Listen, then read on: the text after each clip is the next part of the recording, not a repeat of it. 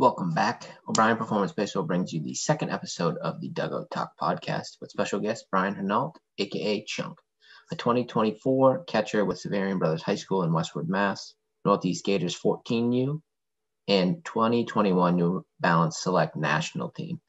Bryan touches on his journey from day one of his baseball career to now, with his best accomplishment being selected for the NB Select National Team.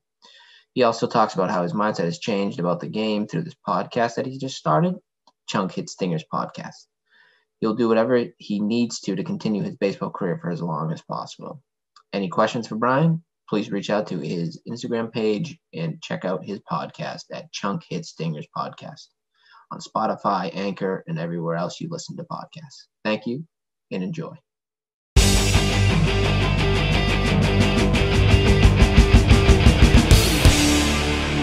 All right, guys, welcome back to the Dugout Talk podcast presented by O'Brien Performance Baseball. Here we have Bryan Henault as our special guest this week. How you doing, man? What's up? Glad to be here. Yeah, so just wanted to get you on and talk a little bit about your upcoming season, whatnot, and anything you can pass on to the younger generation, even younger than you, because you're a pretty young guy, 14. So we kind of get, rolling here. So first off, travel ball. Are you still with the Northeast Gators? Yeah, so this year I'm with the Northeast Gators for my, we'll say like spring ball team, summer ball, around that area. And then hopefully the Severian freshman team is going to be my high school team. And then I'm doing the New Balance national team. And we're going to Myrtle Beach in August. So those are the three teams I'm on. Sweet. So on that New Balance team, I really wanted to talk to you about this. Good thing we have you on. That New Balance team, so a lot of my guys trying out for it too at the 11U level. If you want to just kind of give a brief overview of what that kind of experience was like for the new guys that are going to be going to that this year. Yeah, well, so basically, so far I've done the tryout. And the tryout was like any other tryout, but it was indoors, so it was a little like you're not trying to hit bombs. It's a different tryout than normal. You go to a tryout, you're trying to stand out by like hitting home runs and doing things correctly. But with this one, you can make mistakes and still get selected for it. There's not like it's almost like you're there to perform, but also you're there to make mistakes. I learned a lot from that tryout. So there's some good guys over there. It's mainly like, as long as you hit well and you play a couple positions, I don't see why you won't make it. I think there's two teams for every age. So if you're good enough and you try hard enough for there, you'll make it. I know a bunch of kids already that made it, so they're doing good. New Balance, it's going to be fun this year. Yeah, no, for sure. Congrats on that, by the way. Thank you. Yep. So you are attending Severian Brothers High School, correct? Yeah. Yep. So class of 2024, primarily a catcher, correct? Yep. So what made you choose Severian Brothers? I mean, you're coming from Brockton, Mass. You have other private schools in Brockton as well as Brockton High, who has a decent storied program there. So what made you jump to, going to Westwood and Severian Brothers? Well, I mean, really in the beginning, it was fully Brockton High. I've been talking to that coach since I was like 10, the Brockton High coach. I've been in that program and I was excited. But really, I looked into other schools and I realized some other opportunities I could do, not even baseball-wise. So it really came down to Brockton has a great sports team and everything about that. So I didn't mind the sports end of it, but it was more came down to like education and things like that. So I chose Severian. And then on top of that, my family and my uncles have a long history there. So that was another part of it. So yeah, I went there and I was stoked because they also have great sports and great coaching. So yeah, those facilities over there are beautiful. No, for sure. No, that's a good reason. I mean, always put your academics first. So that's good that you mentioned that as well. So if you guys don't know, Bryan's nickname is actually Chunk. And I found that hilarious back in the day when you first were with the Giants. If you want to give a little bit of brief background on where that came from and how it stuck. Well, basically since I was like I don't even know, maybe the first year Giants. Like, there was this guy named Alex Boucher, and Alex Boucher, he was one of our friends. Like, his kid played on my team.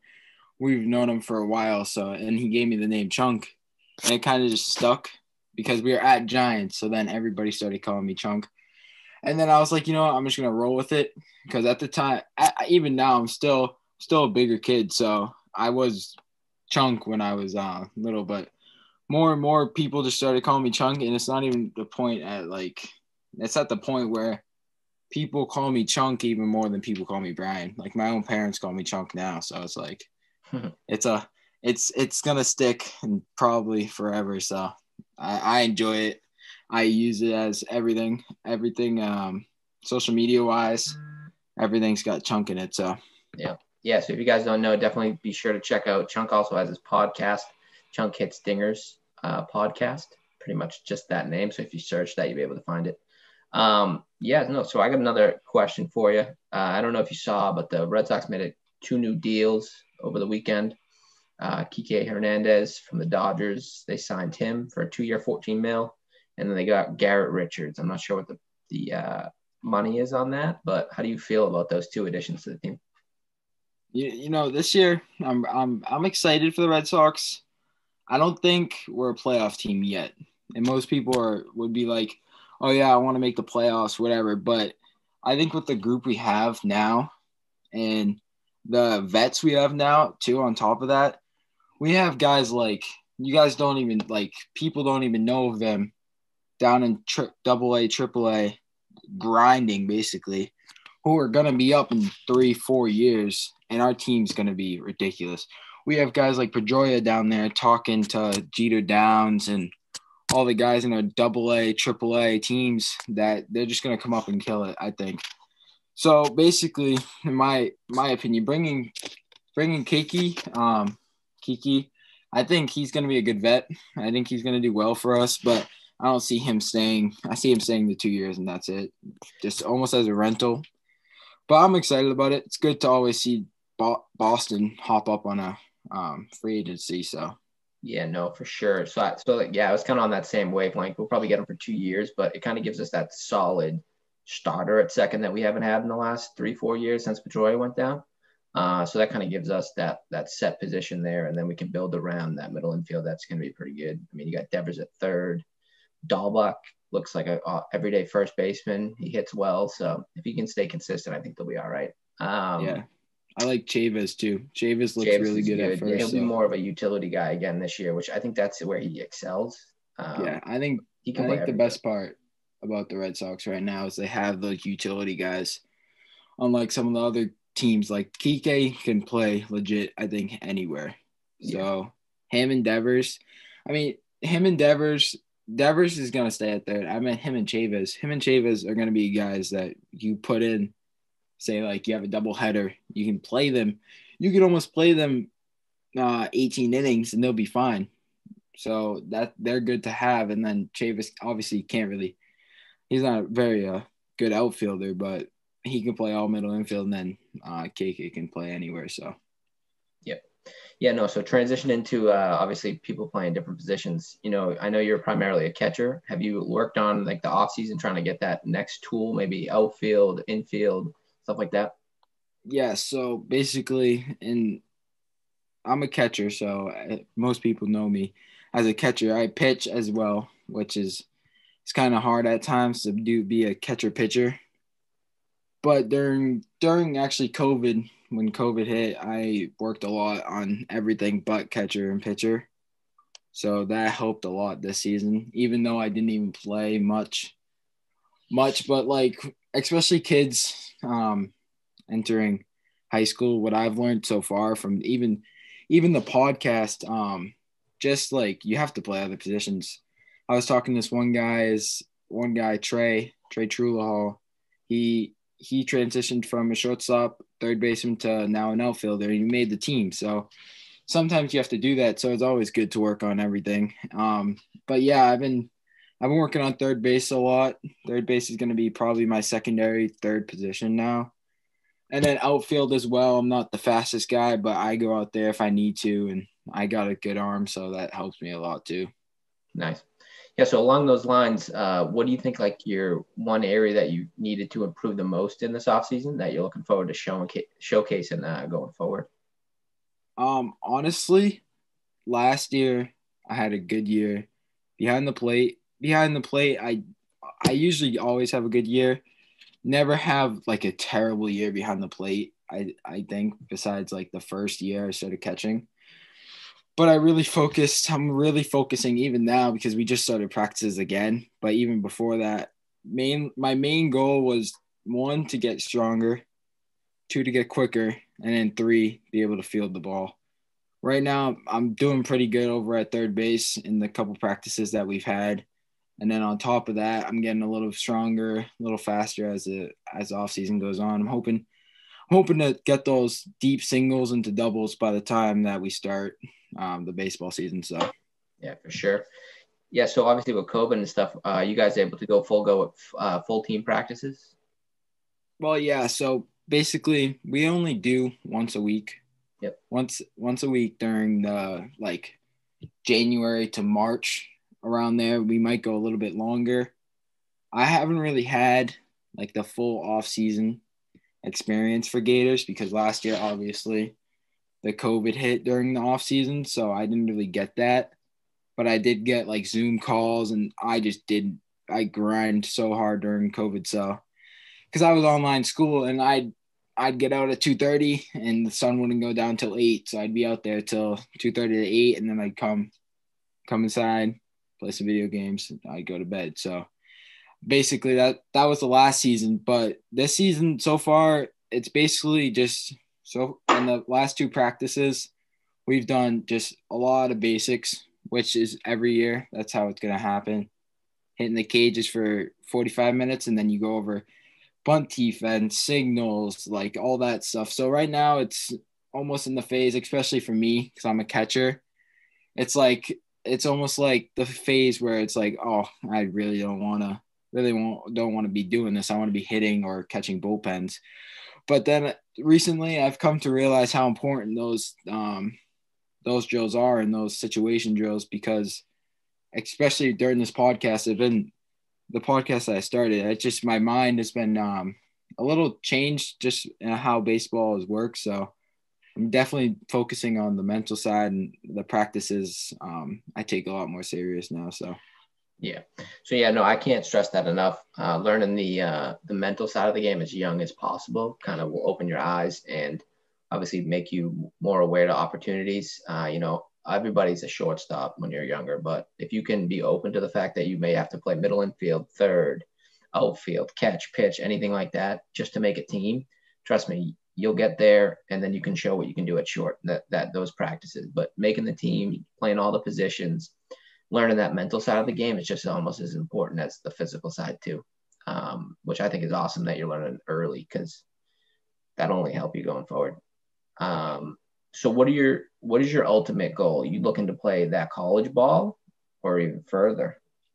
So basically, again, recently I've changed a lot my goals. So it started off, obviously everybody wants to play the MLB as a kid. You want to just go play with the guys that you see on TV.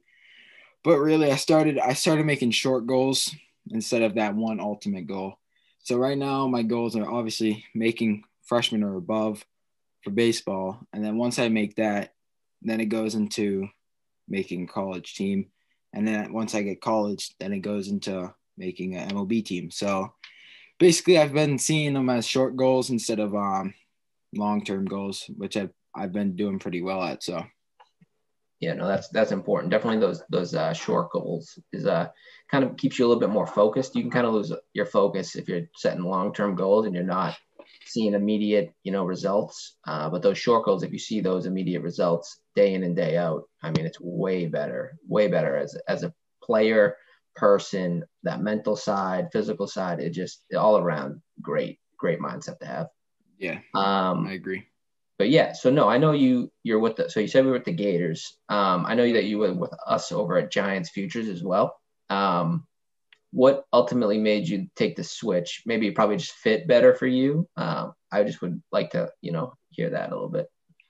Well, Giants has been my home for a long time. I bet I was there for 4 or 5 years. And I became, like I said, I became Chunk there. So it was obviously rough and it was tough. But at the end of the day, I just wanted – it was almost too because I knew we had that gut feeling that I was going to go to probably Severian. And when we figured that out too, it was almost like, okay, we basically wanted to center everything up in that Norwood, Westwood area. Yep. So I saw them. We've been playing them for years. So, and they always beat us. So I decided to try out there. I made it the first day. So I was like, all right, it took me a couple days to think about it.